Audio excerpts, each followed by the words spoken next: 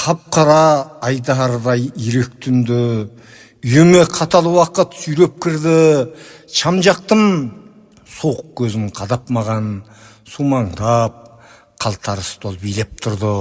Жарықпен жаратылған егесуге, бейне бір албастының елесіндей, шырақтан шашыраған алтын сәуле, атылған ақиқаттың жебесіндей. Көзінен көрінбейді бір жылылық, араны аждаһанның тұр белініп, айдахар екеуміздің ортамызда ақ сәуле арашаға жүр жүгіріп.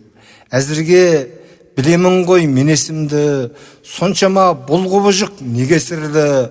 Бас сұғып терезенің сынығынан, қайтейін шырағымды жел өшірді.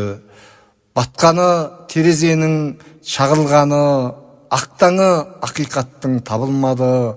Жасқа айналған жанымның бұлқынысын, тасқа айналған ерінім қабылдады. Найзадай найзағайдар түйреп түнді, санамда сағыныш боп билеп тұрды.